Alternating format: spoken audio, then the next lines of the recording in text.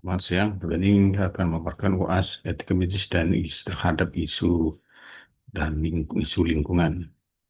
Isi dari pemaparan UAS ini pertama latar belakang kasus, ketiga kedua etika deontologi, yang ketiga etika utusanisme, keempat etika keutamaan, kelima dampak terhadap bisnis, enam terhadap konsumen dan masyarakat, tujuh rekomendasi solusi bisnis etika, delapan penutup yang sekarang referensi. Latar belakang kasus. Buang limbah sembarangan.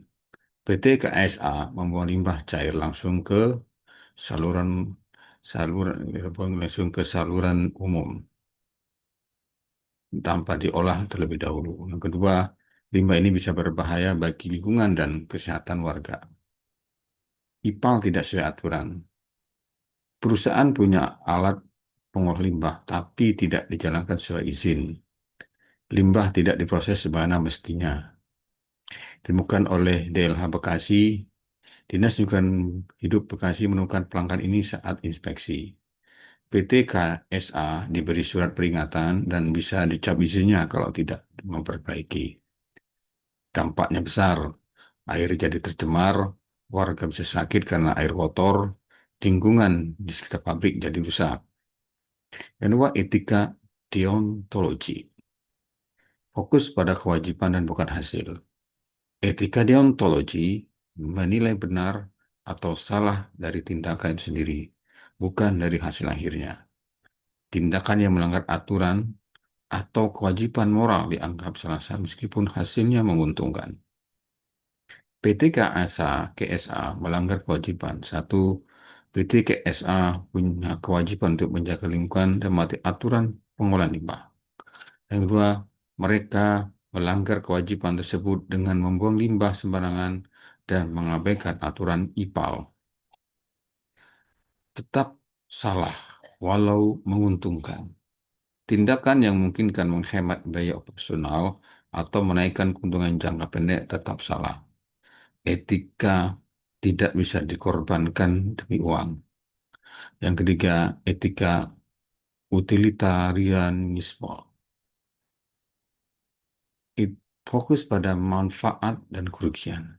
Etika utilitarianisme nilai benar atau salah berdasarkan hasil akhirnya. Jika suatu tindakan memberi manfaat besar, maka dianggap etis. Tindakan PTKSA merugikan banyak pihak. Satu, PTKSA mungkin mendapat untung karena menghemat biaya pengolahan limbah. Yang masyarakat sekitar terkena dampak buruk seperti air tercemar, lingkungan rusak, dan kesehatan terganggu. Lebih banyak kerugian dari manfaat. Karena kerugian yang lebih besar dirasakan oleh banyak orang, tindakan mereka tidak etis dan sudut pandang utilitarianisme. Yang keempat, etika keutamaan. Fokus pada karakter, bukan hanya tindakan.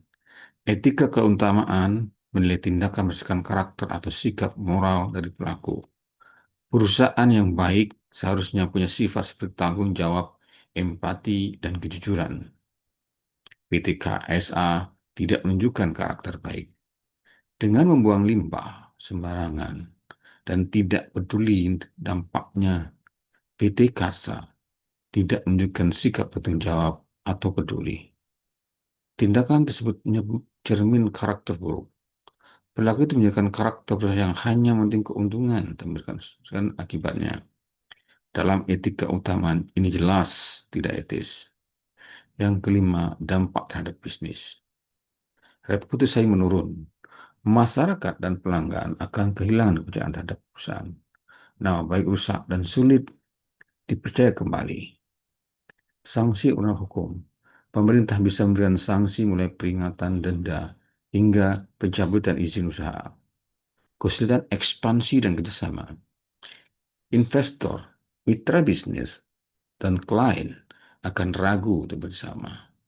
Perusahaan akan kesulitan berkembang dan bersaing di pasar. Dampak terhadap konsumen dan masyarakat. Hilangnya kepercayaan konsumen. Konsumen tidak ingin membeli produk dari perusahaan yang merusak lingkungan. Mereka bisa balik ke lain yang dianggap lebih bertanggung jawab. Gangguan kesehatan warga, limbah yang dibuang sembarangan bisa mencemari air dan tanah. Warga sekitar bisa terkena penyakit kulit, diare, dan masalah kesehatan lainnya. Kerusakan lingkungan jangka panjang. Pencemaran lingkungan tidak bisa langsung pulih. Dampaknya bisa berasa bertahun-tahun dan mengganggu kehidupan generasi berikutnya. Yang direkomendasi untuk berbasis etika, audit lingkungan internal yang transparan. Perusahaan perlu memeriksa dan mengevaluasi proses penggunaan limbah secara rutin. Melibatkan pihak independen dan hasil umumkan ke publik. Berbagai teknologi IPAL, intensif penggunaan. Perusahaan harus memberi investasi pada teknologi IPAL yang sesuai standar. Limbah yang dihasilkan tidak mencemari lingkungan. Program CSR, edukasi, mengenai lingkungan. PT KSA bisa menggunakan masalah tentang lingkungan yang bertanggung jawab sosial di perusahaan. Membantu memulihkan area yang tercemar. Patuhi Undang-Undang Nomor 3 Tahun 2009 tentang Perlindungan dan Pengolahan Lingkungan. Perusahaan wajib mematuhi peraturan pemerintah agar perusahaan bisa dapat berjalan dengan lanjutan. Ya, bisnis bukan hanya untuk untung rugi, tapi juga soal tanggung jawab terhadap lingkungan dan masyarakat dan hukum. Baik dari etika kewajiban, deontologi, manfaat, otoritarianisme, maupun karakter etika keutamaan, tindakan penjarahan ini tetap salah. Ayo dorong bisnis yang berkelanjutan dan etis. Kita semua perlu menang perusahaan dan menjalankan usahanya secara bertanggung jawab, ramah lingkungan, beretika demi masa depan yang lebih baik. Referensi pemerintah Kabupaten Bekasi tahun pelanggaran lingkungan oleh PTKS Cikarang Barat bisa diakses di TPS www.bekasi.go.id. Terima kasih.